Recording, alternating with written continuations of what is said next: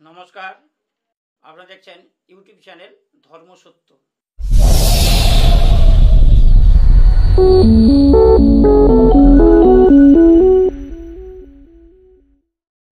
ধর্মসত্য আজ ডান কাটান।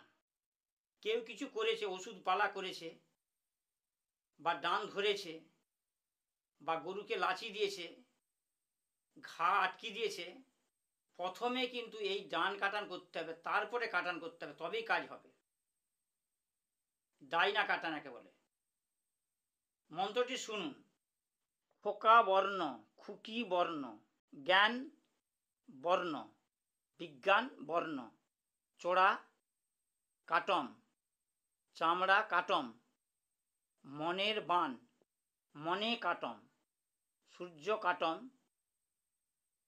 সূর্য বিহনের বান কাটম, ছেদ বান, ভেদ বান কাটম, নবলক্ষ ৭২ ডাকিনী কাটম, নবলক্ষ ৭২ ডাকিনীর বিদ্যা কাটম, ৬৪ দান কাটম, ৬৪ দানের বিদ্যা কাটম, কাট কাট শীঘ্র কাট, যে বেটা বেটি উমুক, যে ব্যক্তিকে করেছে তার নাম আর কি, উমুকের অঙ্গে করে ঘা, তার মধ্যে মধ্যে কাটম, কার আজ্ঞায় সীতাশ্রী রাম লক্ষণ হারির ঝি চণ্ডীর আজ্ঞায়, শীঘ্র তুই ফুঁকে কাট।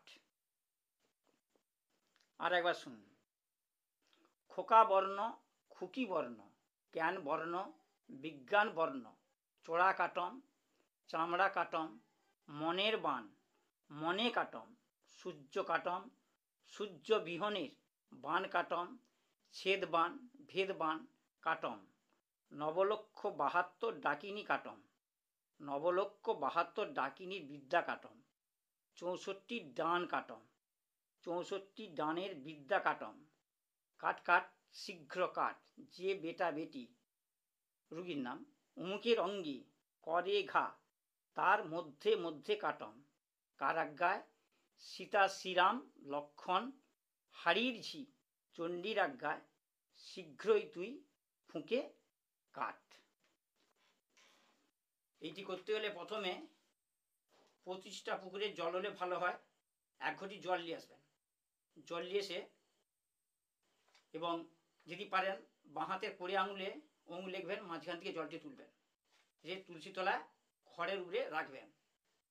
রাখার পর এই আজকের যে দেয়া ডান কাটান বিদ্যাটি, এটি ৩ বার মন্ত্রপুত করবেন, ৯টি ফুঁক দিবেন, তারপর রুগী খাওয়াবেন। প্রথমে এই মন্ত্রটি শুভ দিন দেখে, অমাবস্যা, পূর্ণিমা, পুষ্যাযুক্ত রবিবার বা রোহিণী নক্ষত্রে দিন ত্রিসন্ধ্যায় ১০৮ বার করে জপ করে নিতে হবে। জপ করে নিলে এটা সিদ্ধ হয়ে যায়।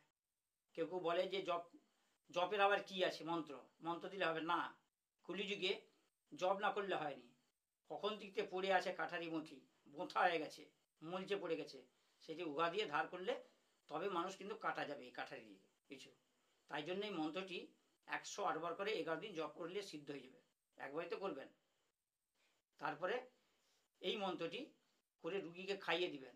খাইয়ে দিলে যে তারপরে একটি জল পড়া দেবে, ব্যাস পরিষ্কার হয়ে যাবে রুগী, আর কিছু হবে। এটি ডান কাটান।